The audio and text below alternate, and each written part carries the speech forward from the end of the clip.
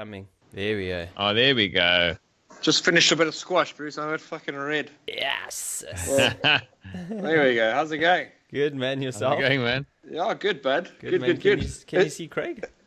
Yeah. I can see Craig. How's it, Craig? How's it, Sean? How's it going, man? Good. Licking you, bud. Nice to meet you, man. You too, buddy. Is it... nice picture behind you, boy. Yeah, thanks, my man. Who's this handsome very fella? cool. Hey? Who's that chap there? Yes. Those are the days, eh? Yeah, man.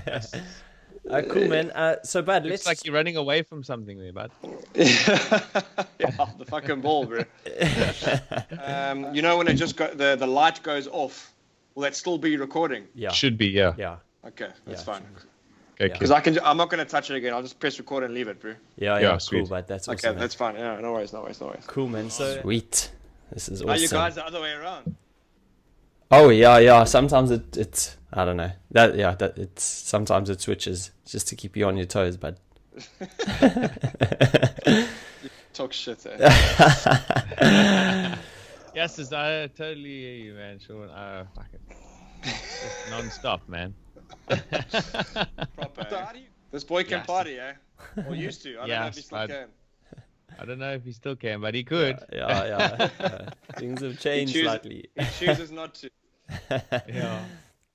All right, cool, boys. He's got glasses now. He's all serious. Just check. Yeah, fuck. I know. Yes. What a sellout. I see under him. Really. Yeah.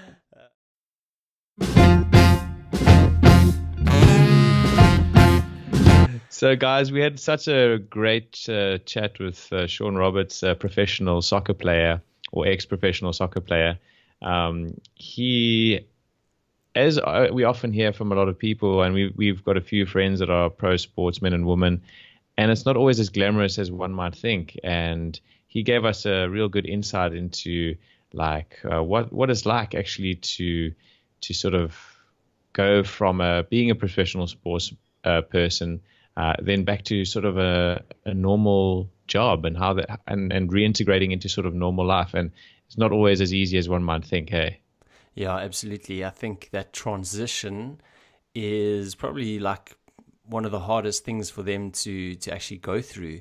And I don't think it's maybe just professional sportsmen, but also guys that go like from working full time into say retirement or something. It's almost like you need a coach or at least a method to say, okay, cool, this is what is going to happen once you give up your current life, and these are the kind of steps you need to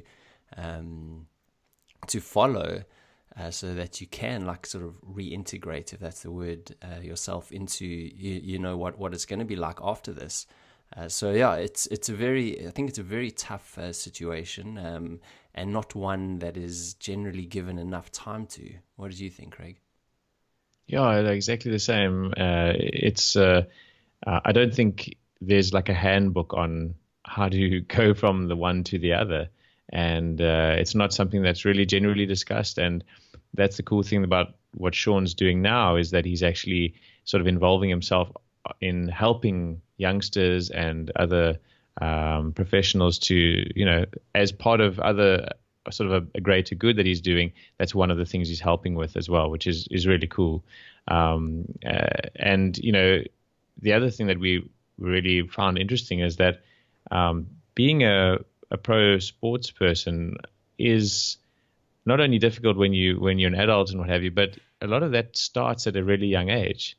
And so what did you think of that sort of that journey, hey, Gareth? Yeah, it's really interesting. Like you kind of look at a sportsman and professional sportsman, you go, oh wow, what a glamorous lifestyle. But you don't always necessarily take into consideration the sacrifices that they've made. And especially like in Sean's example, you know, he went professional when he was really young, like 15 or 16, and he was in high school. So he was having to juggle school and social life and being a professional sportsman, etc. So he was giving up on a lot, you know, he was giving up on a lot of childhood things, like, you know, enjoying a lot of great times with his mates and like school parties and those sort of things, you know, like writing exams in police stations, which was really interesting. So they give up a lot to get what they, you know, ultimately want to do and what their passion is, to play sport.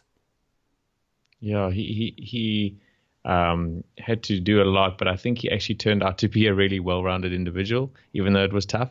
And he gave us a lot of laughs along the way. And it's really cool just to see him actually giving back to the profession that he loves so much. So let's have a listen now and hear what it's like for Sean Roberts to be ridiculously human. You ready, Chana? Yeah. Yeah, man. 1, 2, 3, record. Sweet.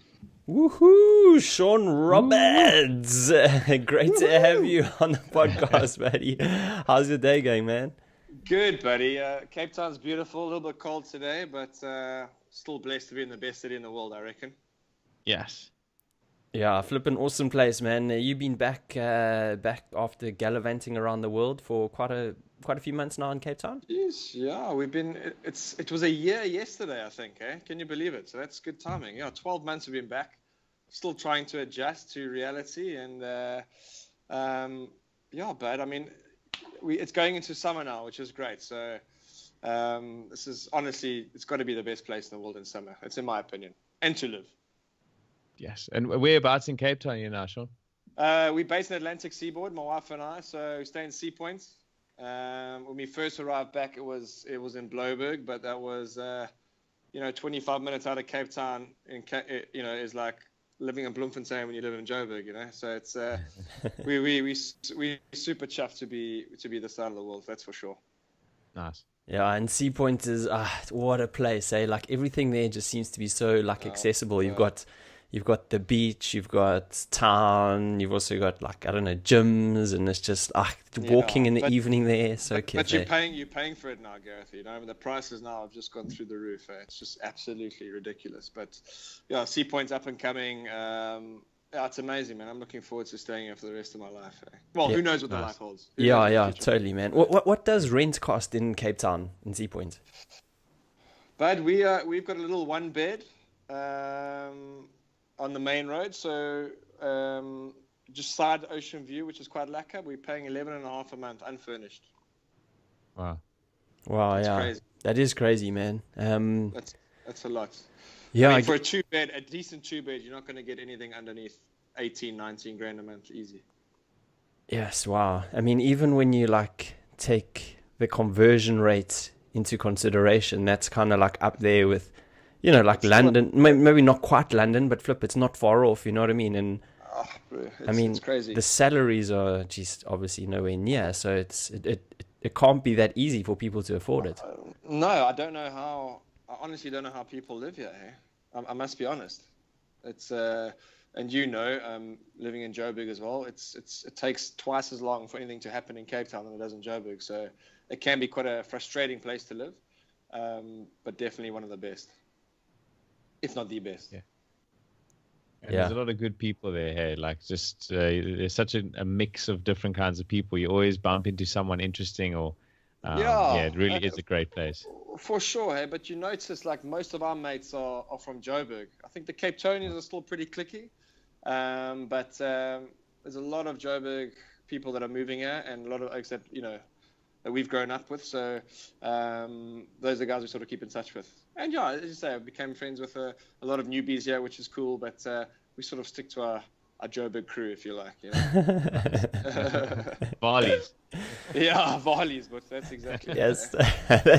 I guess if you say that to people these days, Varleys, they flip and almost have no idea what you're saying, especially the younger gen. They're like, what are you talking about? Yeah, jeez, that was our time, eh? I mean, we're getting old, guys. This is scary, man. Not cool. Classic, man. But but thank you so much for joining us on the podcast. As I think it's now going to be our 6th or 7th guest, so it's really, really awesome that that we're getting to spend some time with you and get to know a bit more about you. Thanks for having me. I mean, I love what you're doing. I mean, I remember we spoke about this last time you were in South Africa. Remember? And I'm glad you're doing it, because it's great, but it's really, really great. So well done, guys. Seriously, well done. Yeah, cool, man. Thanks. We appreciate that, but that really means a lot to us.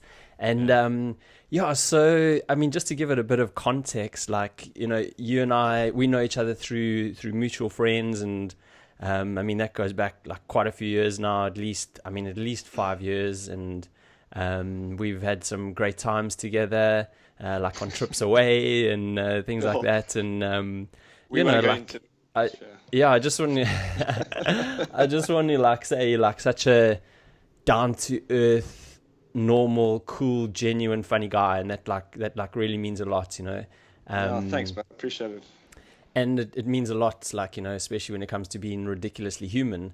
And part of that, you know, and being a guest on our podcast, what we like to do is we like to find out a little bit more about you and like your upbringing and, you know, what occurred in your childhood. So, Yeah. you know, like, I know we obviously have our, like, you know, pre-call chats a few days before. And, you know, let's talk about, you know, you're kind of like 3 years old and you've moved to Joburg, and you know, I guess life kicks off when you sort of start your primary school career and get involved in soccer. Yeah, I mean, well, I obviously don't remember moving to Joburg when I was 3, but I do remember starting playing soccer at 5 years old, and that was a Panorama Soccer Club, which was actually started at the primary school, which is Panorama's primary school, which is still there. And you know, I still go visit them every time in Joburg, and all the same teachers are there, which is, I don't know if that's sad or cool, or I don't know.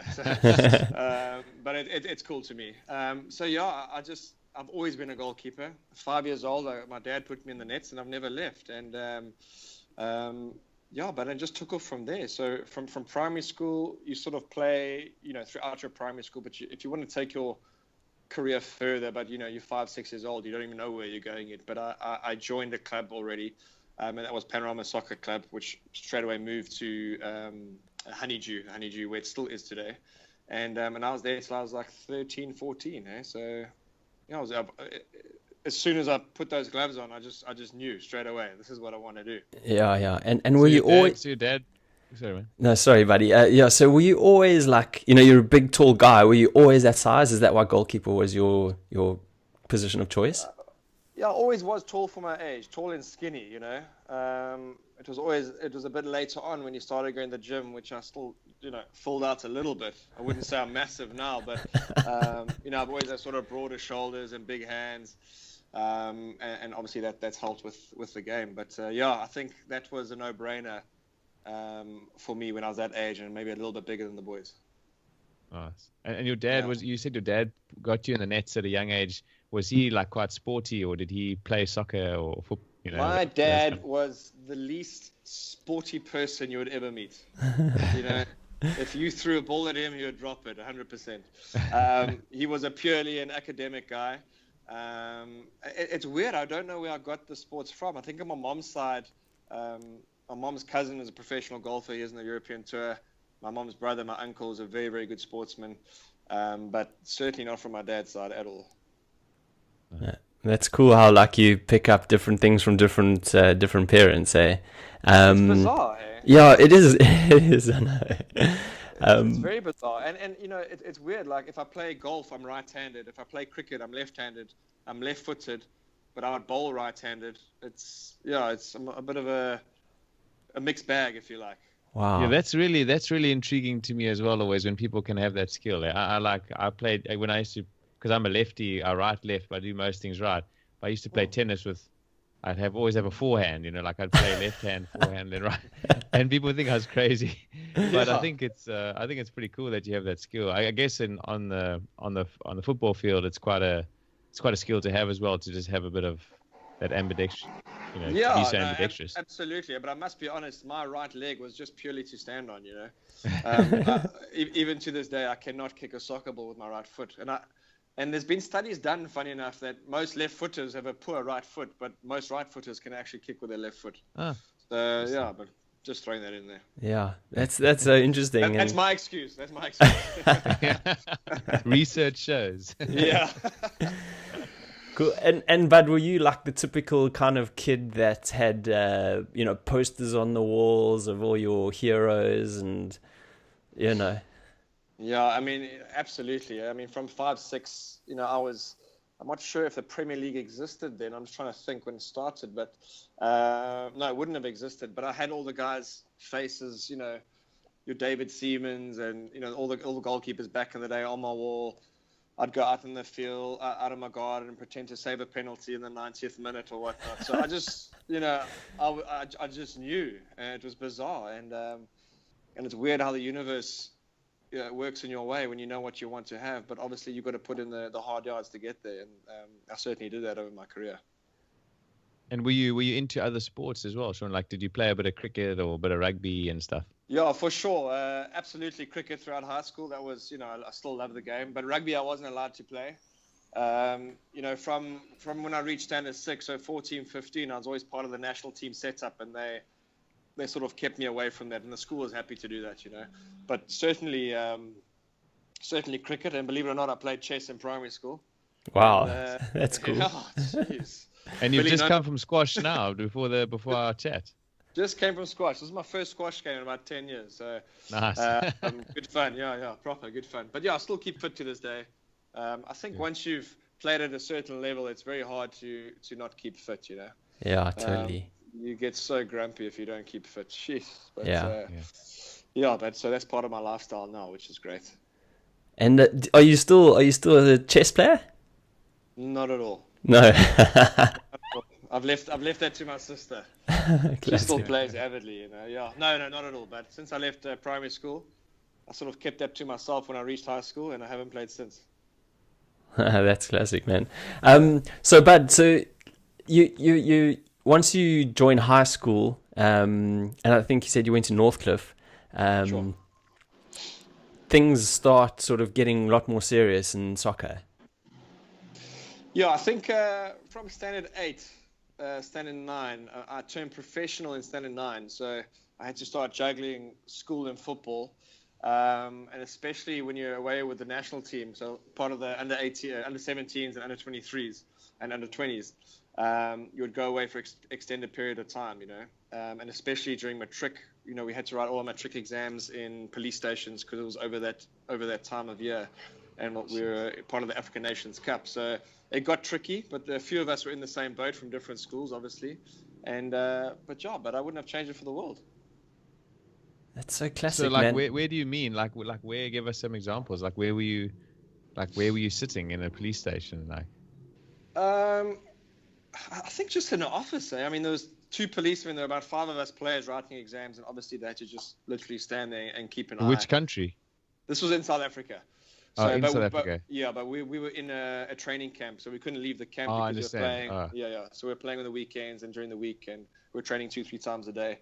So that was the African Nations Cup in 2000, which we won actually against Angola in the final. So that was cool. Yes, that's so cool, man. So what happens? You like literally, you rock up and you have a certain time. Like, okay, this is my geography exam. You had to write it, and they have the papers for you. Like, it just seems crazy. It's so surreal, and all of us are sitting there just laughing because, our mind is not on these exams, We just want to get back out there and train and go play. But we did well there, and I passed. I got an exemption, and I suppose that's all the folks could have asked for back then, or what I could have asked for, I guess. Yeah, for sure, man. Yeah. And I guess trying to juggle this and school and your social life as a growing teenage boy is quite tough, I mean, do you have people helping you? How does it work? No, I mean, to be fair, there wasn't much of a social life. I mean, when the time was there was, but I was always playing on a Saturday or training in the evenings, and the school understood as well. They were quite lenient on me, and I wasn't the best of students in terms of concentration or respect, and certainly maths. But I was always the clown of the class. I was always in big shit, and I was always in the principal's office, and but it's I think they got a lot of recognition from me being in that school as well. So they sort of just let a lot of stuff slide, which is pretty cool. And so you didn't have at that stage, did you have I would imagine you didn't have a girlfriend or anything like that, or did you manage to have a few girlfriends along the way there, or? Yeah, why not? Absolutely. I mean, so I think that's the biggest stage in a footballer's life is between the age of 16 and 21, I would imagine, because that's when the chicks are there, that's when the booze is there, that's when the cigarettes are around and the parties, and and it's up to me to say yes or no, you know. And if you're mature Yeah. enough and you're able to juggle it all, well, obviously not the booze and the cigarettes, but you know, you can do all of it. Why not? But yeah, my parents were very lenient. They knew how professional I was. You know, they let me drive the car when I was 17 to training and back. You know, they never had to worry about I was going to step out of the line. You know, I stepped out of the line once, but that was it. Yeah, yeah. Of course you're going to flip, man. You're a teenage boy. It's just part of growing up, isn't it? I was ridiculously human, Gareth. There you go, bud. Yes, would be worried if you weren't, man. Yeah, exactly, man. But yeah, it was great. I was very blessed with good parents. We had a good childhood. You know, so I don't have one of those horrible growing up stories, if you like. But I certainly put in the hard yards for sure. Yeah, that's so cool, man. And you were playing for a different club though, were you in your like high school years, eh? Yeah, so as soon as I turned 14, I think, I moved to Wits.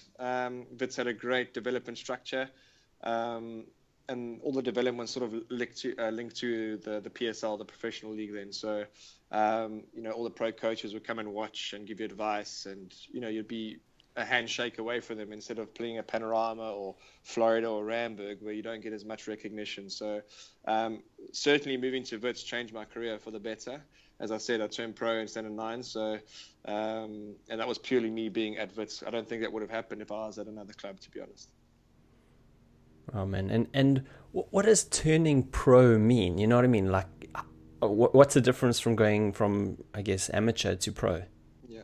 Well, it becomes full time, you know, and you obviously you start getting paid for it. I mean, back then it was next to nothing, but I was still professional. So after training, I would go after school, I'd go straight to training, and then after training back home to do my homework or whatever. But yeah, I was part of the professional setup with the professional team, and although I was very young and there were goalkeepers ahead of me, I was learning a lot, you know, and yeah, it was great. Some of the best times of my life for sure.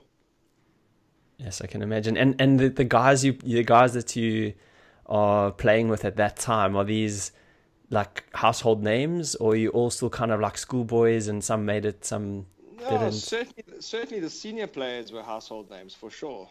You know, like Rowan Fernandez was there. He went to go play in the Bundesliga after that. He was also a goalkeeper, superb guy, a good friend of mine now. You know, Stanton Fredericks was there. So yeah, there were lots of household names. So, you know, I was 15, 16 as a youngster. You're sort of like, oof, you know, Yeah. this is crazy. But yeah, it's what happens, and you know, and you realize that these guys are just human, and they're there to help. They're good guys, and they've been through what I've been through, so it made life a lot easier. And Yeah, did you sort of like, were there some of them that you sort of latched that would sort of take you under your wing, and that you remember specifically that would like kind of, you know, give you all the lowdown on how to get in front of the right coaches, what to do, you know, that kind of stuff? Yeah, I think, you know, when you're a goalkeeper, you're alone. Do you know what I mean? So at each club, there was always a goalkeepers union. So the goalkeepers always stuck close together, where it's the goalkeeper coach and the 3 or 4 professional keepers. So we always latched on together, and we always spoke about everything. And that was a very good case of that at Wits, where there was myself, there was Rowan Fernandez, there was another keeper, there was a guy called Kevin Davies, and I forget the third one. That was a long time ago. But yeah, those are the guys who sort of go for advice, and I was by far the youngest. And yeah, it was great. I mean, that's exactly what happens as a goalkeeper. As an outfielder, you know, you're with 30 other guys every day. It's a lot easier. Yeah. But I think that's the biggest challenge of being a keeper. At the end of the day, you're all alone out there, you know. Yeah, totally, so man. so the mental game of a keeper. So let's talk about that for a second. Like, what is the kind of stuff that how do you keep yourself during a game like focused when there's, you know, it's quite you kind of watching everything, you're in the back there, like how do you keep yourself like focused on the game all the time? Can't be easy. That's the biggest challenge, and I believe that is what separates the good keepers from the great keepers, you know. One thing I struggled with throughout my career was losing. I wasn't a bad loser, I just felt that it was always my fault.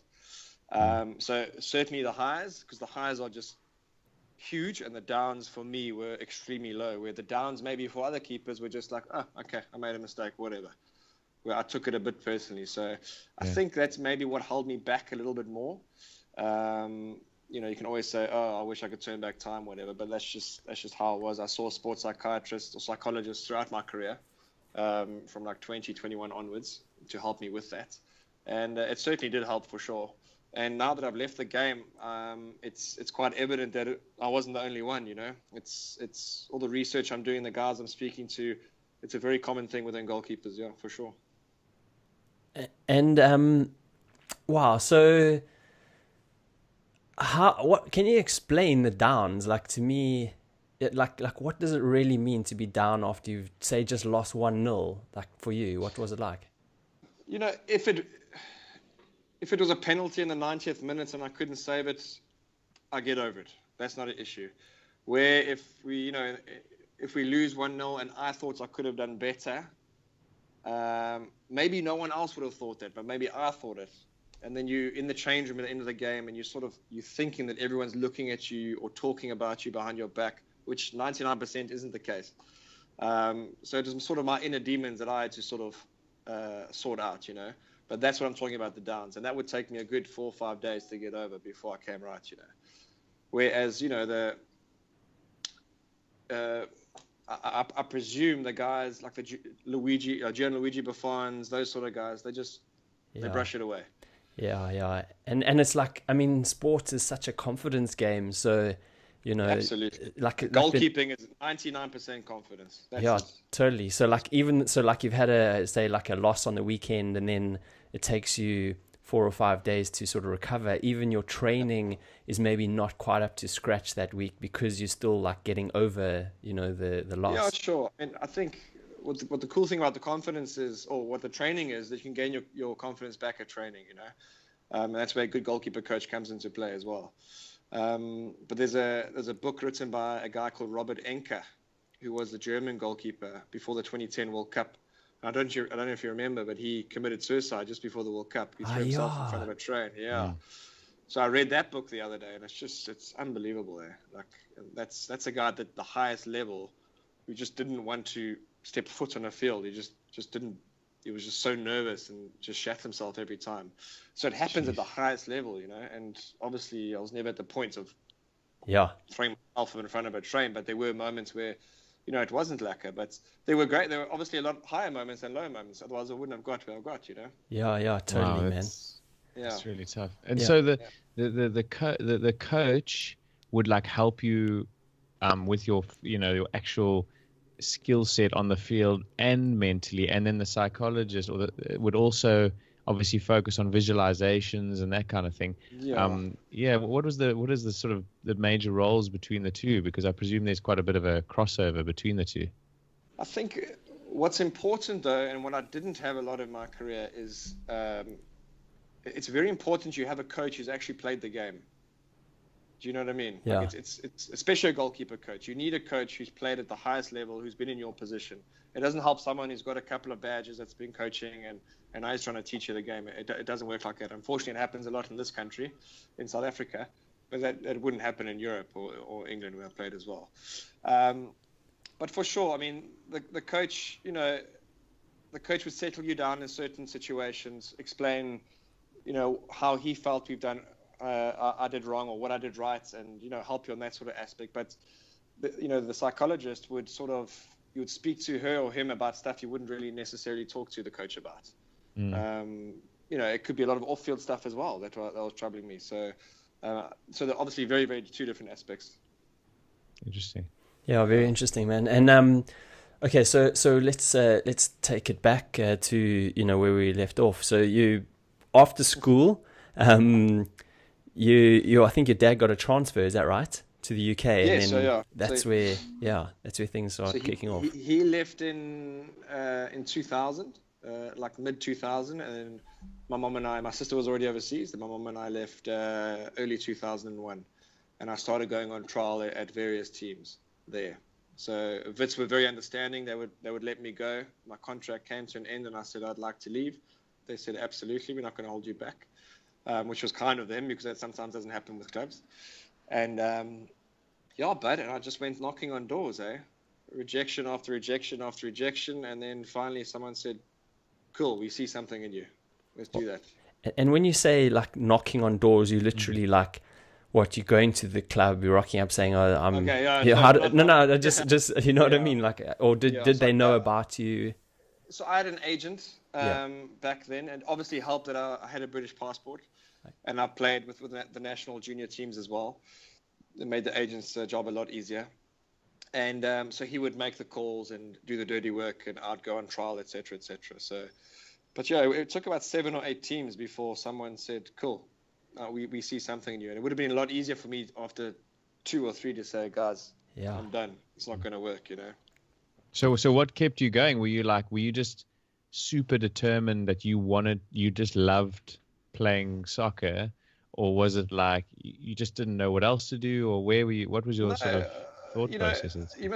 I never loved playing. Hey, it's bizarre. Like the minute I turned professional, I never loved playing, but I was very, very good at it, and that's what kept me going. I knew I was good enough. I always knew I was good enough. I knew I was destined for something bigger than, in my mind, it's in my mind. I knew I was destined for something bigger, and I just kept going. I just knew it because I knew the guys I was up against. I was better than them at the places that said no. So I just kept pushing. I knew an opportunity would come, and that's what happened. Well, that definitely takes a strong mindset to like overcome all that rejection, I guess. And yeah, it really is tough, and especially because you're still a youngster, man. Aren't you like 18, 19 at the time? Oh, I was just turned 18. Yeah, just turned 18. So to have people every second, third week saying, "No, you're not good enough. You're not good enough. You're not good enough." Yeah, it takes a bit of balls, you know. But I went there with the right attitude. I knew what it was going to be like, and I made it happen. And I guess you didn't really have that like support group from close mates and things like that, like you would have had back home, because you're in a different place, different environment. So that's even more tough, I guess. You know, even with your parents being in the same country, I was nowhere near them, you know. And there's no worse feeling, in my experience, than walking into a change room that morning when you're on trial and all these new faces are there, because nobody really wants you there. Yeah. Do you know what I mean? You're there to take somebody's job. Yeah. So it is the worst feeling. It takes a good 6-7 days for guys to warm up to you, etc. And by then maybe the club has said no, thank you already, or stay on for an extra week. So that constant feeling in your stomach where you know that nobody wants you there. It's being a professional sportsman in the beginning is not the ideal lifestyle. Put it that way. But you're a very charismatic guy, you know what I mean? So, and you have a presence when you kind of walk into a room. Did you have any sort of way to approach it when you first got into a change room for a trial? Like, you know, I've always been the same, you know. I would sort of pick 1 or 2 guys that I felt I could not influence, but certainly connect with, and started being myself. Yeah. You know, talking shit, talking about chicks, joking, and also being a foreigner had helped because they wanted to know where you're from and what it's like. And, you know, it's not like America where you can tell these guys, I went to school in an elephant, or, you know, they don't believe anything. But they were still quite intrigued. And but I think just being myself got me to where I am today, to be honest. Yeah, that's really cool, man. And so what does a trial involve exactly? Like you're there for a few hours, you're there for a few days. How does it work? Yeah, I mean, it should be these days maximum 2 weeks, but it can go up to 5 weeks, which is what happened with me at Sheffield Wednesday. And that's hectic. But in those 5 weeks, you sort of become part of the furniture and you're a lot more comfortable. But when a trial only lasts 2-3 days, you know, you can't make a mistake. You know, you're nervous, and it's new people again. It's new coaches to impress, and so it's pretty hectic. You know, there's a lot of luck in this game. There's a lot of average players making a hell of a decent living in this game, and most pros would tell you that as well. So yeah, a lot of luck, good timing, and being prepared for that opportunity presents itself, which what I believe is luck is. You know, I think if you're prepared for when the opportunity comes, you get lucky. Yeah, the more you do, the more you put yourself out there at the right places, and keep pushing. Yeah, you get more lucky, I guess. That's so true. Absolutely. So did you walk in there with a sense of confidence coming, like, or how do I put this? Did you have a feeling of real confidence coming from playing soccer in South Africa, or did you feel like shit, I need to I need to work a little harder, like, the level here is different? Or how did you feel at that stage about your skills? I didn't know what to expect when I arrived. I certainly wasn't physically the same as these guys, that's for sure. Because they would train twice a day. The first session would be in the gym, and then on the field the next session. So physically, I had a lot of work to do. But technically, I was just as good as the guys. But as I say, the more you practice, the more you're in a familiar environments, everything falls into place, And I had 5 weeks at Sheffield Wednesday on trial, and the reason I signed was we played. This was for the under-19s when I signed. So we played Man United under-19s. We played Liverpool under-19s and somebody else within the space of like 5 days. And I just had 3 cracking games. And I was approached by Liverpool to say, right, would you like to come with us? And that day I signed for Sheffield Wednesday. So, wow, I mean, you can imagine if I said yes to Liverpool, you just don't know, I felt I owed Wednesday. I was there for 5 weeks. I felt I owed them something, but I don't know. And I broke into the first team at Sheffield Wednesday, which I don't think I would have done at Liverpool just then. So, at the right time, it was the right decision for me. Yeah, that's very like admirable of you. I can imagine that a lot of other players, they would sort of chase the name and probably the cash as well. Yeah, for sure. But I mean, back then, it wasn't about the money. It never was back then. It's just about to get a foot in the door, and the money would always come. Yeah. But didn't you say your break actually came a bit before that? A bit before you joined Wednesday? So that was at Crystal Palace. So again, signed for the juniors, and then I was there for a long time. I was there for about 5-6 months, and then Steve Bruce came in and changed everything around, and that's when I was released. So, yeah, lots of ups, lots of downs, but then found myself at Sheffield Wednesday, and thank goodness it all fell into place. Yeah, but and who like are your mates now at this point? I mean, obviously you've still got your guys and stuff back in South Africa, but who did you gel with in the UK? Not many, hey. Well, I mean, we became tight with all the Sheffield Wednesday boys, but you just lose touch. Some of them are still playing, but most of my mates are guys that I've played with here because the majority of my career was in South Africa. So we're all still very close, and obviously I spent 18 months in Asia as well, which I'm still friendly with a couple of guys there. No, sorry. What I meant, maybe I asked it wrong. Was at that point in time, like when you're at Sheffield Wednesday, who are the guys that you connected with in the UK then? Again, it was just the goalkeepers, eh? Wow. Yeah. So you become so tight because they understand what you go through. If you have a bad game, they know how you feel. Even though deep down inside, maybe some of them are pleased that you have a bad game because they might get an opportunity now. It's quite hectic, because that you taking their place. So even though they're very supportive, they also want you to fail, 100%. Yeah, you're only as good as like your last game in your own mind sometimes, and I guess that could be massive pressure as well. Absolutely, and that's professional sports. So that's why you look at Ronaldo and Messi, and the consistency that they have is just unbelievable. At the highest level. They're just absolute freaks of nature for sure. Yeah, and part of that is having that consistency, like you say. Hey, geez, just being consistent day in, day out. When you earn that sort of money as well, everything changes, I guess. But yeah, I mean, those are the guys you sort of aspire to be. And it's quite bizarre, really, because sometimes you're playing against these guys, like the Man United guys or whoever, and they're earning an absolute fortune, and you just, you're at arm's length of them, and you think, how? It's just crazy, and it's just, again, it could be just that bit of luck. It could be the right time, the right place, but it's just sometimes it happens, sometimes it doesn't. No, I've got no regrets, put it that way, for sure. Yeah, for sure, man. And it's actually very interesting, like to for us, just us as guests, but also as hosts, but also the listeners. Like, can you explain like how it works with say the reserve games that you're not really exposed to? Everyone kind of watches all the main games on television, but they don't actually get that behind the scenes, there's actually games going on as well between the clubs for guys that are injured or say sitting on the bench, etc. Yeah, yes, and that was great, because even though I was part of the first team setup and I was on the bench a lot for Sheffield Wednesday, during the week you would have a reserve team game, and that reserve team game would be part of the Premier League fixtures, So we'll be playing against Liverpool, Man United, Chelsea, and it'll be all the first team guys coming back from injury who needs to get 45 minutes or 90 minutes. So in that aspect, I played against, the best of the best, which was a great experience,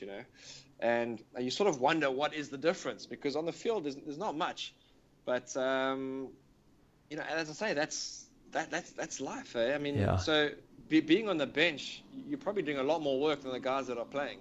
So you'll be part of the first team squad. You'll get back, you'll train a bit harder, you'll still play during the week where the other guys won't.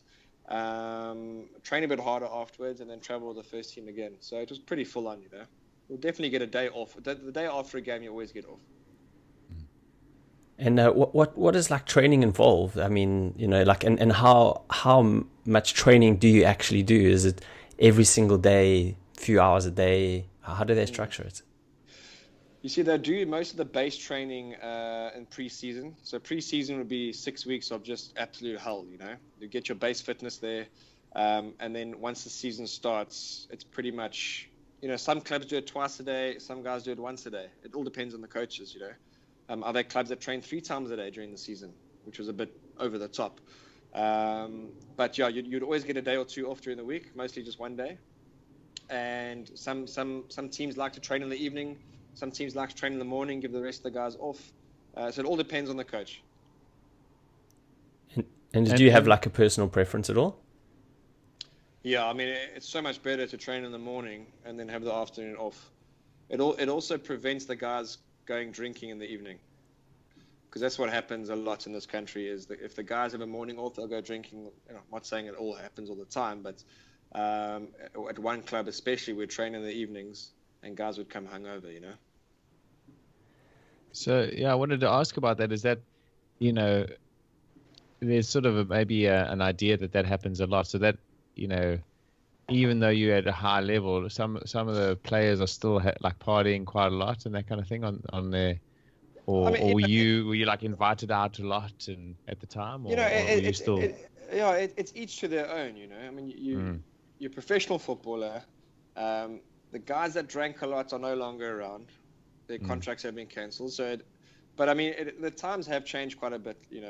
But there are guys that like to party, and and why not? Just the right time, the right place. Not the day before training, or I'm not saying I never partied. Absolutely, I partied, but it was always after a game. You got the next day off or whatever. So, and I hope it's still continuing like that now. But I'm saying there's always a couple of bad eggs in any corporation or any team that get found out quickly. Yeah, I always find it quite like fascinating and really strange how you have these guys who literally have the world at their doorstep. You know what I mean? They're in a fantastic club. They're a professional player. It doesn't matter what sport, and then they go out and they just flip and get hammered, and they just, that obviously sends a complete wrong impression and is the wrong thing to do to your club that you're playing for. But there's so many guys do it. It's crazy. Yeah, but we also don't know what goes behind closed doors for them. Yeah. A lot of these guys that play in South Africa come from nothing. So, and now all of a sudden they've got everything and they don't know how to manage it. And when you've got everything all at once, sometimes it can get too much, So for me and you, it'll be basic, right? Do this, put this much away, save this. But unfortunately, it's not that easy. Yeah, that's so true. It's so important actually just to always consider where people are coming from. You know what I mean? Yeah, like understand a bit more about them, and really like be like sort of compassionate, I guess. And we're not. No. Our society isn't, unfortunately. So, and I think since leaving the game, I've started to become a bit more compassionate, because I'm getting to get to know the guys on a different level as well, which is quite nice. But yeah, you've always got to keep that part in mind, hey. Yeah, absolutely. So talking about sort of some of the differences between the players in the UK and in South Africa, like why, just a synopsis in your opinion, why haven't we like we've got some amazing, soccer players. And what is the biggest difference from here, sort of in South Africa to there? I think the game in South Africa is more individual. We're obviously a lot more skillful, but the game is more individual. Where in England, it's all about the team. Do you know what I mean? So players here would do something to impress the crowd for themselves, where in England or Europe, wherever, it's all about the team. And there's obviously a massive, massive gap between the development here and in England. There's so much money in the game in South Africa. It's just, I don't know where it's going. We can all take a wild guess where it's going, just not to the right people. And that's fundamentally what the problem is. There's a massive gap with development here and in England or in Europe. Yeah, that's such a massive thing, hey, just to have that real support, like sort of you had as well. And if more people had that, they would just sort of bloom into in the sort of right direction. It really that's really big, eh? Yeah, absolutely. And it doesn't happen, unfortunately. And especially now, I think, Gareth, I mentioned to you the other day that this is the 6th or 7th richest league in the world. Yeah. The South African Premier League. Can you believe it? And, we should be, I think we're out of the top 70 now of the world. I mean, it's crazy, It's not good enough. Wow. But yeah, hopefully the new coach can make some plans, Stuart Baxter. So let's see what happens in the future. And is coaching ever something you've considered? Never. Don't want to? Never, not at all. I think, with coaching, the same as playing, you're living out of a suitcase, You're never in place, one place more than 2 years. If you are, you're very, very lucky. And I'm settled now. I want to be in Cape Town. I want to make it happen here. And I've got no patience. It's a very immature thing to say, but I don't have a lot of patience. It's something I need to work on. So coaching certainly wouldn't be for me. It's always good to be self-aware, that's for sure. And yeah, absolutely, yeah. And there's nothing wrong with playing to your strengths. Like that, I think that's rather you could probably help out in another way. But coaching just doesn't have to be it. Yeah, absolutely, and which I am doing. So I mean, it's my strength is people, Yeah. And I've never ever got, I've never been wowed by a person. I've never felt inferior by anybody. So at the end of the day, we're all equal. And I'm sort of using that strength towards my career after football. Yeah, for sure. Yeah, that's really interesting, man. And so you played for Wednesday, right? Who are the Owls, and then there's obviously United, which are the Blades, like say Sheffield United. Yeah, and I mean back in the day there was some serious crime, I guess, and fights and hooliganism in soccer. Animosity, absolutely. Did you ever play in like a derby or involved in any of that sort of stuff? I was involved in 3 or 4 derbies. I'd never unfortunately played in one. But I was certainly involved, and it is. I mean, there's certain parts of Sheffield that we weren't really allowed to go to on our nights off, and I don't know if that still happens, but it was pretty intense. And when you're playing at Sheffield United away, it's not pretty. I mean, guys would be sharpening £1 coins and throwing them at the bench. No way. It's super intense. Very classy people there. Yes. Oh, we've had it. So yeah, go Craig. Yeah, go for it.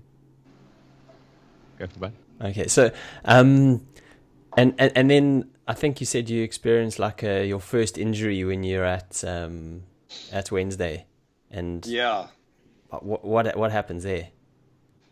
Yeah, so it was all down to a lack of, again, strength training. So I had my patellar tendons in my knees sort of gave away. And that was sort of my first serious injury that I got, and this sort of played, it sort of carried out through my entire career. So that came towards the end of my contract with Sheffield Wednesday, and unfortunately they weren't going to renew it because of my injury. And, you can't blame them for that. So I was forced to take a year break, came back to South Africa. At that stage, I was still dating my ex-girlfriend, so there was a reason to come back, even though my family was in England. And but it was the most probably very frustrating part of my career. And I took a year off, and by then my old coach from Sheffield Wednesday called me 12 months after and says, what are you doing? I told him, how are you feeling? I said, I'm feeling 100%. And then he says, I'm coaching in Singapore. Do you want to come here? I said, fuck, let's do it. Absolutely. On a plane and off to Singapore we went. And that was the start of my Asia journey, which was spectacular. Absolutely amazing. Yes, I can imagine. And yes, playing in Singapore, man, that must be hard work, because I know, like, I've been out there for work in the past, and even going for like a 5K jog, you're like, oh my word, this humidity and heat is intense. It's hectic. I mean, I would have 4 pairs of gloves per game. Wow. That's how sweaty my hands got. It was an amazing place, you know. It was a very bizarre sport there, because you're playing these magnificent stadiums, which were empty. Yeah. But because casinos back then were illegal, there would be millions of dollars bet on each game. So it was, these stadiums would be just empty. It'll literally echo, but you'd know there'll be hundreds of thousands or millions of dollars bet on a game. So it was us and horse racing, because there was no casinos. That was the purpose of us being there. And the league is still there now. It's not as big as it was. But yeah, it was a superb experience. Absolutely. They put us up in penthouses, all the foreign players. We're treated like gods. It was amazing. So how would that work? Would you be like staying with a few guys together in like a penthouse, or would you sort of get your own little areas? Sure, or how we had our own penthouse each.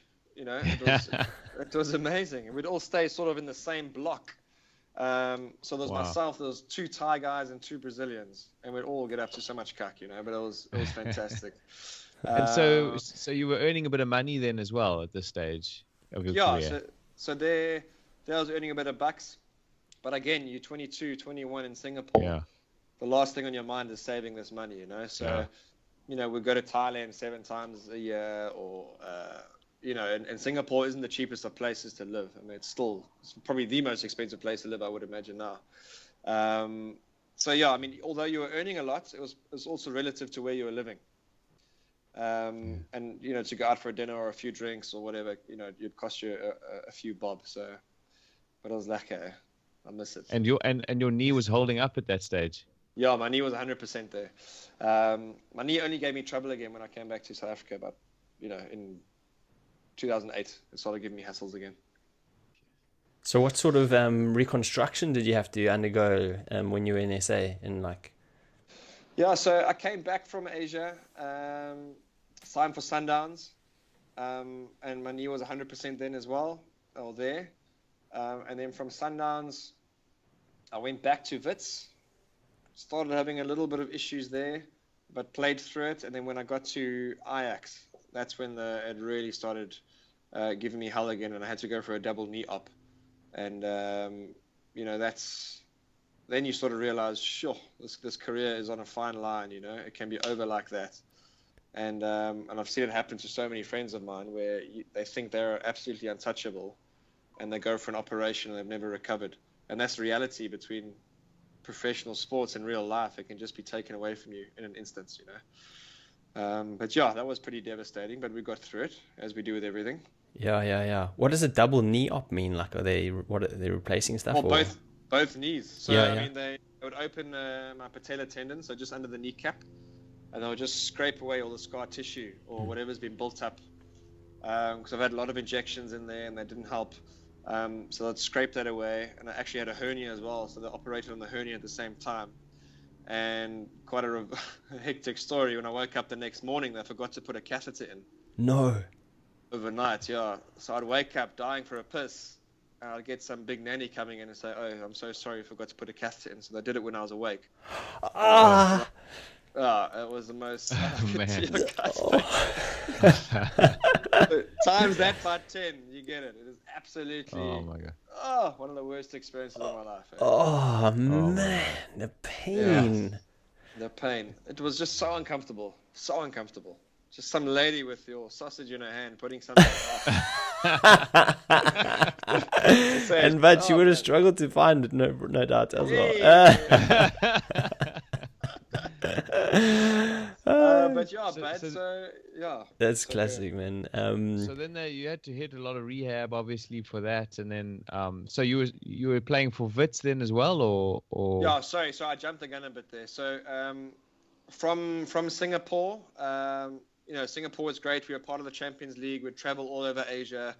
We'd travel to Maldives to play a game. We'd end up 2 weeks there, just chilling. It was just, it was just unbelievable, And I wish I sort of, yeah, it was horrible.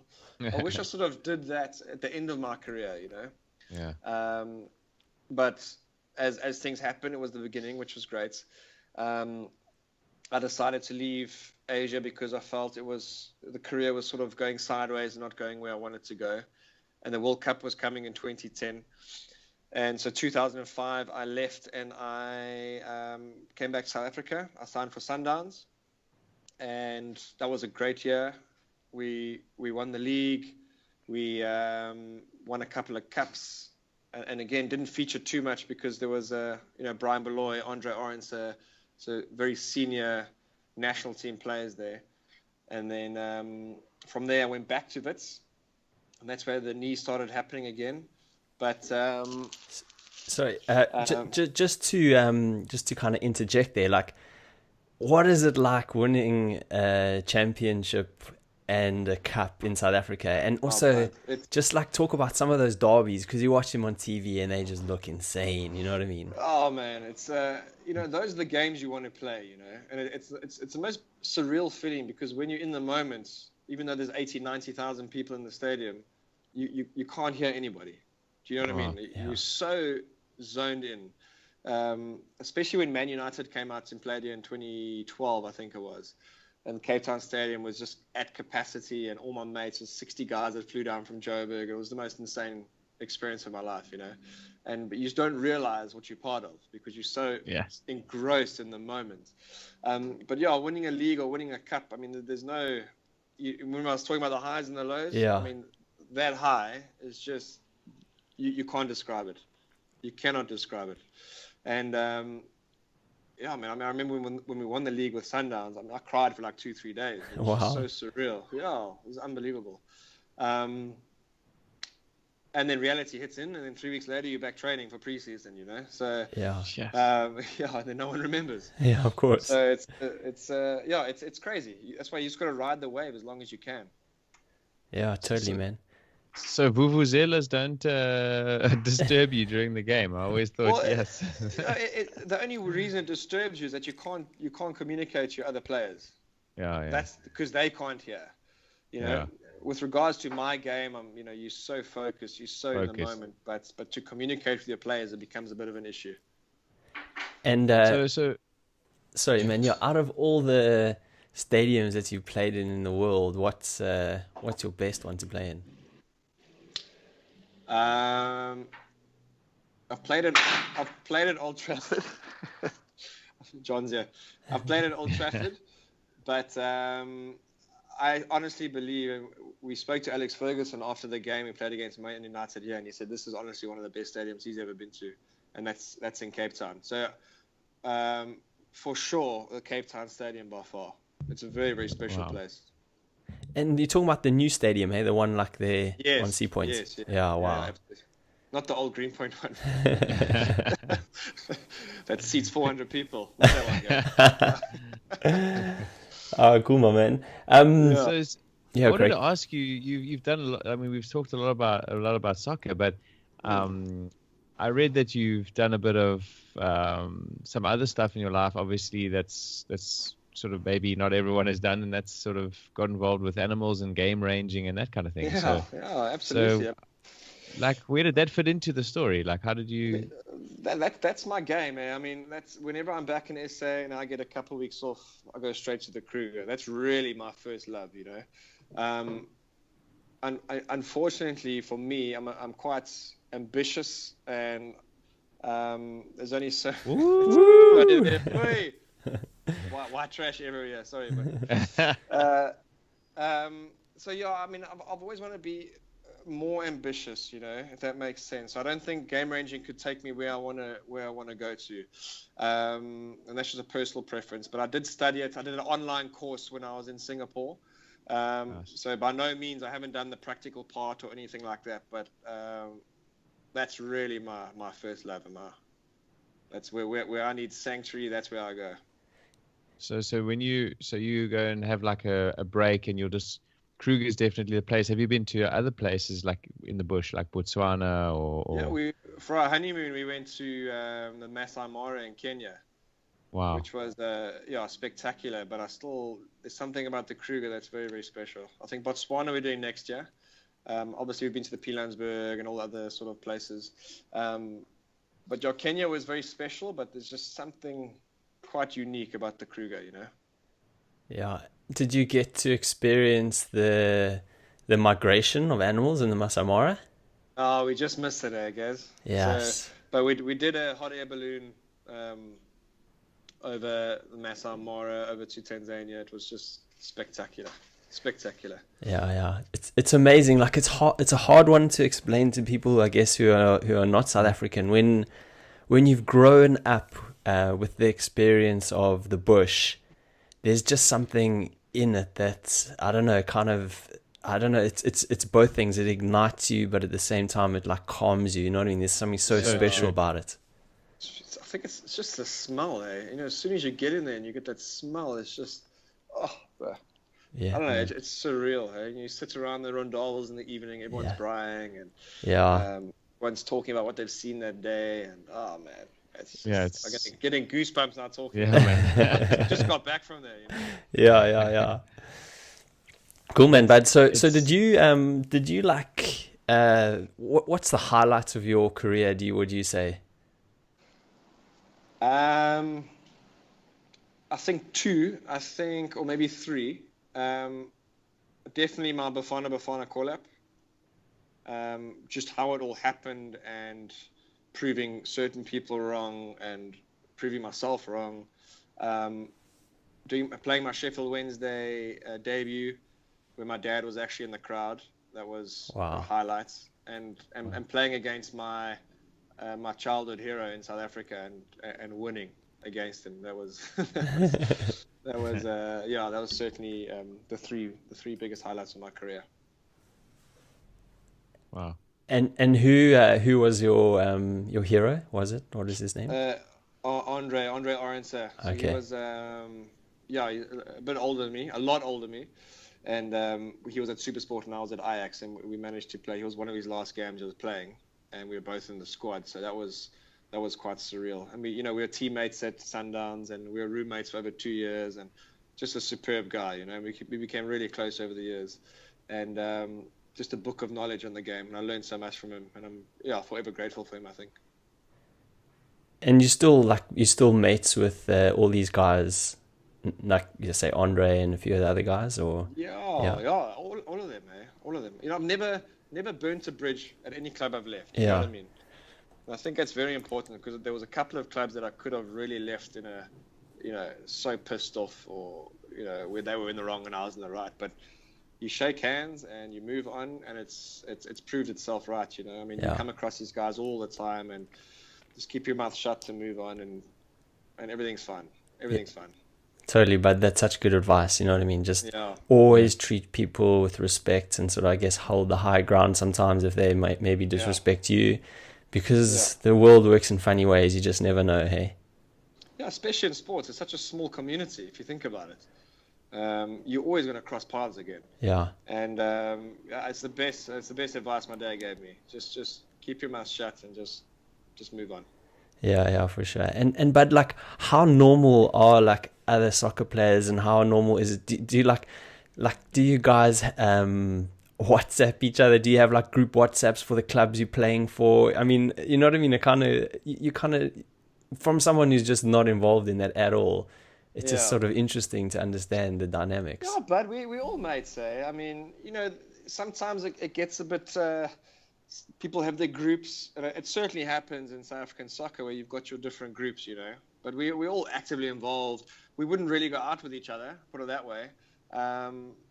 Some guys would, but I mean, there's no what's the word? You must understand, like, everyone is going to And this is the one thing I miss about not playing anymore, is that everybody, you're around 30 guys every day, or 35 guys. You're all working your ass off. You all want the same thing, and that's to win. And the minute that stops, there's a big void in your life, And so whoever those 30 guys are, you're always going to become close. You see them more than you see your family. That's the reality. So yeah, absolutely. I still chat to all the guys, and when you're actively involved in the team, everyone chats all the time.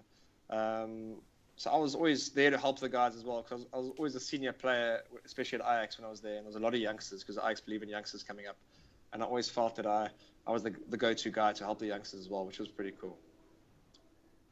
Wow. So then you basically at this stage of your career, it's sort of winding down and that kind of thing. And were you already sort of thinking, okay, I'm feeling like this might come to an end, or do you know what I mean? Like, or is it, or what was your mentality at that point, like sort of late in your career there on the pitch? Yeah. So, I mean, I was 30 when I left Ajax, and I had a fallout with the coach. Try to keep the peace, but it didn't happen. And I still had 2 years left on my contract. And when you have a fallout with a coach in a team and he doesn't want you, he makes your life hell, and that's what he did with me. He made me train with the juniors. Wow. I wasn't part of the first team setup. And then a first division team approached me and said, we want to get promoted. We understand your situation. We'll pay you the same salary. Do you want to come and help us win the league? And I said, yeah, let's do it. I was still based in Cape Town. It was a no-brainer. And we won the league, and it was great. And, unfortunately with that team, they owed us a lot of money through win bonuses and whatnot. And I stuck up for the players. I fought for it. And when the time came, the players stabbed me in the back, Right. And that happens a lot in this game in this country, unfortunately. But I still took them to court. I won the case. And in that decision, I said to my wife, I'm like, let me end off on a high, Let's go travel. And that's when the travel started. Yeah. And do I regret finishing early? Because I had a good 6-7 years left in me, There's some parts I regret it, but it was the right decision at that time, for sure. And Sean, like during this whole time, you just mentioned your wife now, Stacey, like what an amazing, beautiful, fun, awesome girl, lady. At what point in your career do you meet her? So I met her in January 2009. Yeah, so I signed for Ajax. I met her in Cape Town. And that was, I was nearly 9 years ago, hey? Crisis. And is it like this sort of, you connect straight away, or is she like a bit wary of you? No, but I mean, she's only human, bro. Come on, man. No, but you know what? I've always said, if you make I'm obviously, she's obviously far too good for me. But if you make a chick laugh, bud, that's my saying. You can have any girl in the world. If you can make a girl laugh, their panties just drop. And that's what.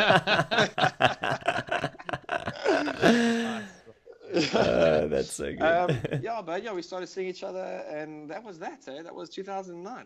Can you believe it? We got engaged in 2011, and we got married in 2004.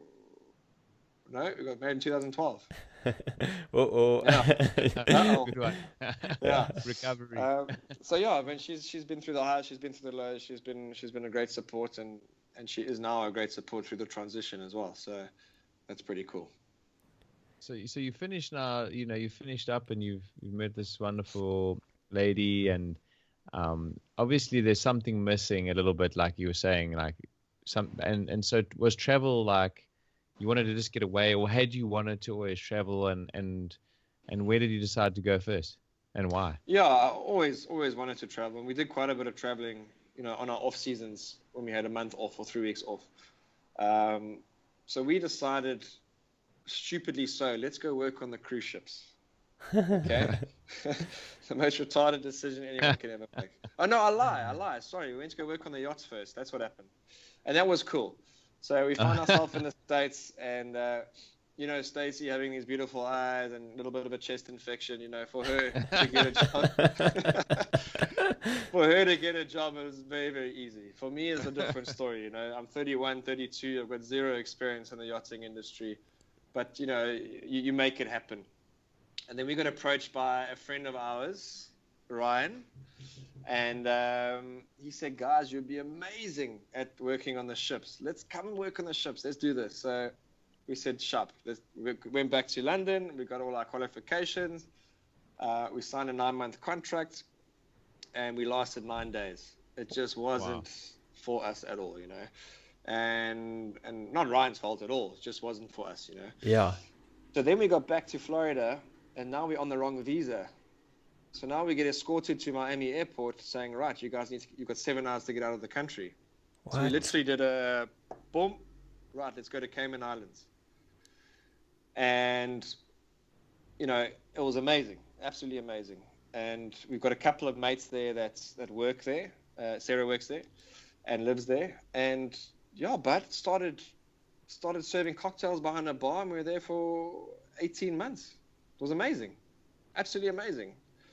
And I only got the job because I played soccer, because the owner of the restaurant, avid soccer fan, loved my story, and he said, can you serve cocktails? I said, absolutely not. I don't know what to do. So he said, cool, we'll teach you. And that's how it happened. And we were there for 18 months. It was amazing. So Stacey and yourself are like staying sort of at this beach bar kind of thing and working there and sort of just chilling out and meeting cool people along the way. Yeah, absolutely. I mean, hers was certainly a beach bar. Mine was a very, very fine dining. I mean, you can imagine me in a fine dining place. It's just ridiculous. So, but I was socializing with the 1% of the 1%, like the super, super wealthy would come to our restaurants. And again, all the Americans love is a story. Yeah. They just love a story. And so that was great. We still got amazing friends there. And who knows, we might go back one day. But for now, we're certainly happy in Cape Town. I think we made the right decision to come back. I mean, what did prompt you to sort of come back, if I may ask?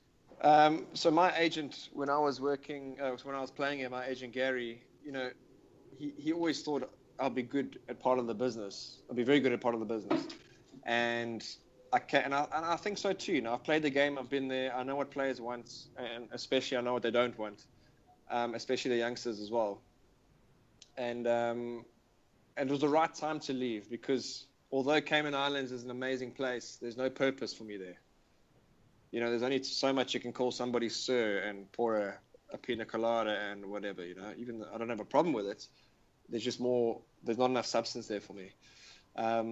So I've come back now. I'm looking after about 15, 16 players on the agent side of things, looking after their money as well, which is the core of the business and very important.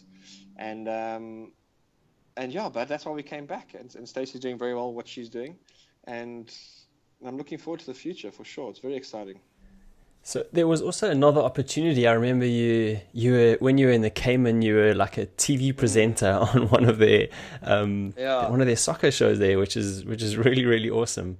And that was cool. Going to turn into something, wasn't it? Yeah, that was awesome. So, I got a phone call from Gary Bailey. I don't know if you remember Gary Bailey. Yeah. He used to head up the super sports stuff, and he'd moved to Miami, and I had no idea that he did. And he said, "What are you doing?" I said, "At the moment, I'm drinking a pina colada." Why? He says, "Well, do you want to come and present in the States?" I said, "Absolutely."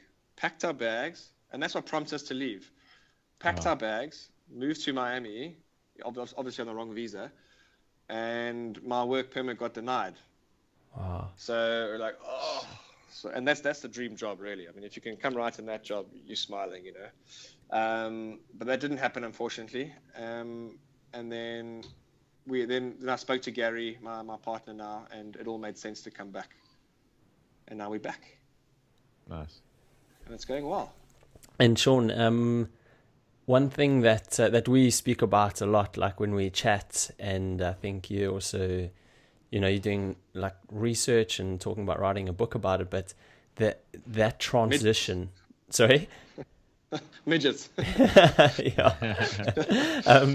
But that transition, that's going from a professional sportsman to retiring or being injured, whatever, and being forced to retire, mentally, that's a massive issue for a lot of guys, and they just don't know how to deal with it, and they kind of like they maybe start abusing substances or whatever the story is. can you just talk a bit more about the, I guess, the psychology around that? Yeah, it's hectic. I think that's the word to describe it. No one will ever be prepared, but you can be better prepared for sure. You know, when you stop, like I said before, you with 30 guys every day, you're keeping fit for a living, you know. You all want to win, and you literally, your bags are packed for you. You're fed every day. You're told where to be and when. You never have to worry about transports, all these little things, and then it stops. You know, there's a massive, massive dynamic involved in that. And so what I'm trying to teach the guys is when you're still playing, you need to find out what your second skill is. Whatever that may be, you need to really hone in on that. And a lot of guys don't. Well, 99% of guys don't. They believe they're untouchable, the career is never going to end, the easy money is going to come, and that's not the reality. So the message I try to get across to the guys is while you're playing, because football is not a career, it's an opportunity. It's an opportunity for something else, possibly for something better. And these guys need to hone into what their second skill is and really punt that. Because at the moment, you're earning good money, you've got a lot of spare time. Look into that, divulge into that. But that's what I'm trying to start to do now, a lot more, especially with the youngsters. I reckon, Sean, correct me if I'm wrong, but I reckon that's probably good advice for like most people. Even if you're retiring later on, you know, just make sure you've got some kind of idea of who you are beyond just the work that you're doing. Yeah. And have some other skill and have some purpose, like you said. So. Yeah, and it's hard, eh? I mean, a lot of people go through their whole life without knowing what their purpose is. Do you know what I mean? It's hectic. But yeah, absolutely, I agree. Everybody needs that. Everybody needs a purpose. And I'm still, you know, I'm nearly there. And it's always, you always got to work on that. I'm sure you guys have got your purpose, but as a sportsman and as being very good at one thing, because you must remember when you come out of that, you're not marketable. No one cares if you can kick a ball, but what else are you good at? So, and the struggle is real, eh? And that's the message I'm trying to get across. And so now, yeah, literally, this is what you do. You kind of work as an agent and help manage the players, Yes. and prepare them for the future when they retire. How do you like get in touch with these guys? Do they come to you? What is the process of an agent? Because like, I don't know, you kind of get sometimes these impressions that the agent is flipping not working for the player at all. Yeah. You know what I mean? So it takes a special kind of person to be a good agent, I'd say. No, true. Hey, I mean, and being in the business now, I can actually see what these guys are doing to these players, and it's just horrible. And the players don't know any better. That's the thing. But quite frankly, I just want to be the agent that I never had. That's my goal. You know, it baffles me how somebody can put their life into somebody's hand who's never kicked the ball. You know, they don't know what's happening when your girlfriend breaks up with you. They don't know what's happening. There's problems at home. They don't know what's happening when you've been dropped or you've been released or whatever. Like, I've been through all of that. Yeah. And so I think I bring a different dimension to the game as well. And how it works, you know, and I think it makes my job 80% easier because I know all the guys still, you know. So the majority of my clients are guys that I've actually played with. And then it just sort of snowballs from there. You do a good job with them and you get referred, etc., etc. So that's how it's worked for me. And do you find that like any of these guys have, they have like, they're financially savvy, any of them, or is it literally, okay, I'm going to hold your hand and pretty much show you the ropes? Maybe 2% of guys are financially savvy. Yeah, that's it. Not even. But with that is a great opportunity to show how much value I can add, you know. So we commit to X percentage of whatever they earn to put away, make sure their family's looked after, and then they can go spoil themselves if they want a car or whatever, but certainly not spending 70, 80,000 Rand on a car a month, which I've come across a few times, and you've got nothing to show for it. Wow. It's not okay.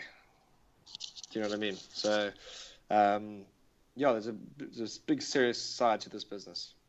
Besides making money, of course, you really got to look after these guys, and it's very rewarding. As I said, I played with the guys, and you want the best for them generally. So it's very rewarding. It's very exciting, and well, as I said, it's the sixth, seventh richest league in the world. So there's a lot of opportunity in it. And I can. So how old are these? Are there some of these like youngsters? How old are the sort of the youngest? Yeah, the guys that you're looking I've got after? a guy who's 16. He's probably the youngest. Wow. And I've got a couple of veterans of the game, maybe 30, 31. So it's quite a mixed bag. Yeah. But I mean, that the youngster must be really, like, the youngsters must be also super rewarding, because you can totally like see yourself when you were that age. And I mean, you can totally change that person's career, like by just giving them some awesome advice so early on. Like you can totally like just, if you change someone's direction by like 2 or 3 degrees from that age, in the future, they're like miles ahead of where their peers would be. So that's freaking really cool. I like that. Yeah, you're absolutely right. But again, it's up to them. You know, there's only so much you can do. And there's some devastating stories of what's happened and stuff. You know, there's so much talent. I played with a lot of players that are so much better than me, and they've just gone off the beaten track. And it happens all the time. So I can only do much as I can do, and the rest is up to them. You know, they're all hungry enough for sure, but we don't know what's happening behind the scenes at home. And that's where the 99% of the problem is usually. And I guess it's like it's interesting psychology as well, because like, you know, you most of the guys you're dealing with are like traditional South African black guys, I assume, and you know how they've been brought up is like completely different to you. So that also adds another element of understanding to things. Like you know, you have to factor that in as well. No, absolutely, but it just, not saying it makes things more difficult. It's just this is the reality. This is what's happening, and I want to show them the mistakes that I've made and what other people have made. I mean, I played with I'm not going to mention his name, but one of the best players this country has ever seen. 5 years ago, I played with him at Ajax. He's now pushing a lawnmower in pole. Wow. You know, he's got nothing, you know, and he played in Europe for a massive team. He's got nothing to show for it, nothing. So and that could have been different with a bit of the right sort of coaching along the way, I guess. 100%. The problem is the agents these days, they do the deals, they get their commission, and they piss off. 2 years later, when the next deal needs to be done, they arrive and they're your best friend. That's exactly what happens. And I'm trying to be something different, you know. Yeah, that's awesome. But like at the end of the day, it's that relationship that is going to create more relationships, and it's just going to work out the best for both of you. You know what I mean? Just taking a proper interest in somebody's future. Yeah. You know what I mean? Like it just means so much to them and is so helpful to them. And it's sad that other agents, they just see it as a transaction. It's just one word, Gareth. It's trust. Yeah. If just one word, that's it. If they trust you, you've got everything.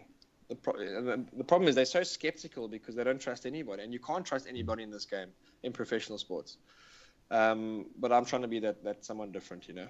Yeah, but you know, I think it's such an awesome thing that you're doing, because you coming there with one of your sole purposes is to be like, come with integrity, and that's maybe what a lot of people haven't had in the past. And then on the grander scale of things, if you like help a few people to have good careers, looking after their family, like that goes really deep. Like those people will want to be mentors for others, and also their families are well looked after. So that, like, you know, it's actually quite a massive knock-on effect to have a few people like yourself who are actually trying to be like legit, you know. No, absolutely. I mean, we've helped players buy houses for their family, to sort out their bad purchases with cars or whatever it is. So, you know, it's just to be that little bit of difference, a little bit different, makes the world of difference. Like you said, if you can change their path by 2 to 3 degrees now, what it will be in the future, you're 100% right. And that's exactly what we're trying to do.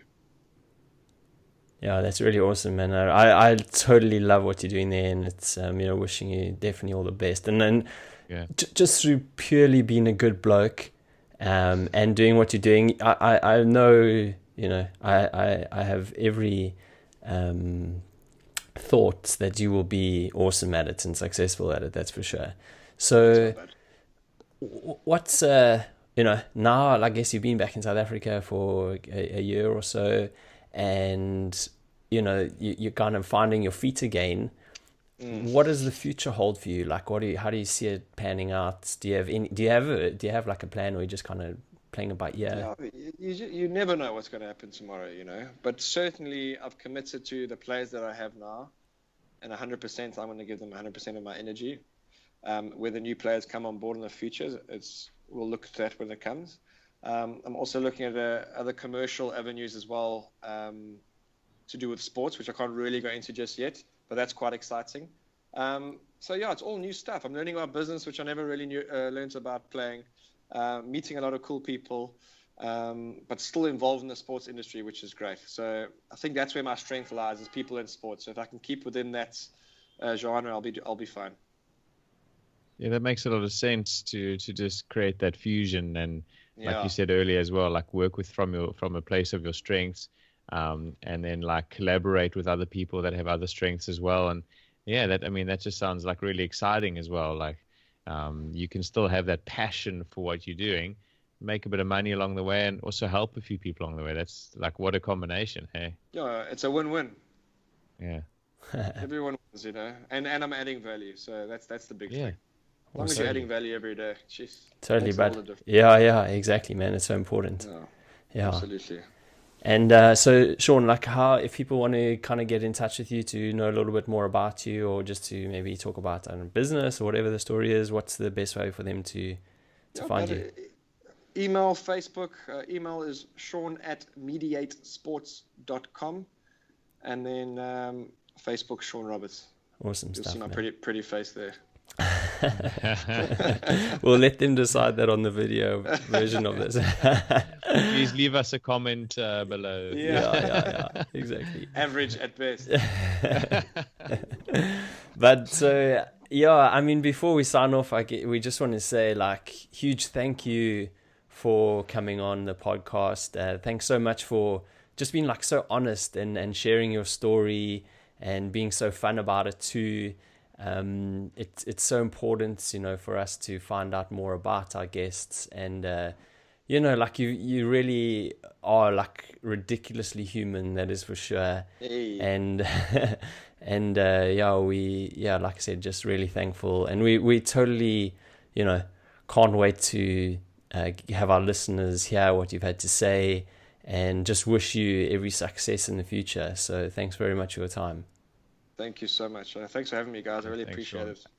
I'd also just like to echo that, and I'd like to add something as well, is that, you've been in there in the trenches, you're working hard, you're also giving back now, and at not at one stage did you like complain about the political situation there. And I think that's like unbelievably commendable. You're like, this is what it is. I'm dealing with this. We're just gonna move forward.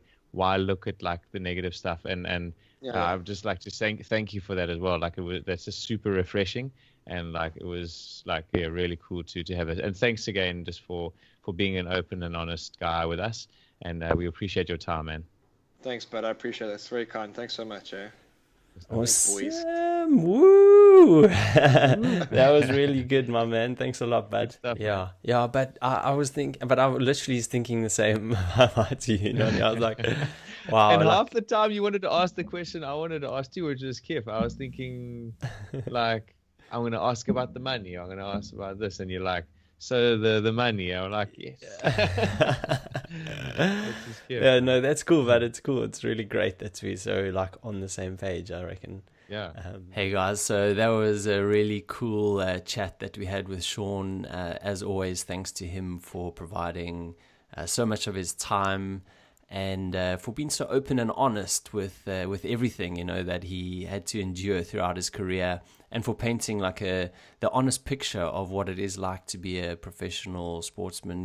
It's not all highs, that's for sure. There's so many lows that they have to deal with. There's so much competition, and there's a whole other life to being a professional sportsman, and just for him, for being such a great human in terms of providing value and advice to guys with that transition of going from a professional sportsman to having to live like a normal life, and actually providing steps and good advice on how to prepare for it financially as well.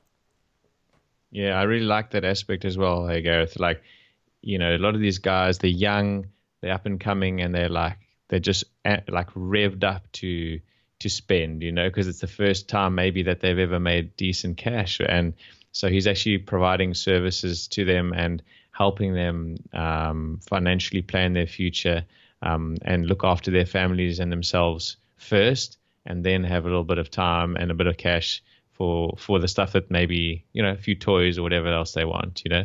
And that was really commendable. So you guys, if you're into some sport and you've sort of follow that kind of stuff, definitely give Sean a shout out and hit him up. He'd be more than happy to engage with you guys. And as always, like, we would really, really appreciate you guys liking and subscribing, and even more importantly, giving us a review on your preferred platform, for example, iTunes. It really, like, it's incredible how much it helps us. So we'd really love that, guys. Absolutely. Yeah. Just to reiterate that like we really feed off the feedback that we get. So we love it. Each week we just sort of receive one or two nice messages from people, and it really, really touches us and kind of knows that we, you know, validates that we're on the right path. And any review, any rating, any forward, whatever you want, that really helps us get the podcast out there. So thank you everyone for everything, and we really, really look forward to hearing back from you. Yeah, thanks so much for listening. We really appreciate it, and we really appreciate your time. Cheers, guys. Cheers, guys.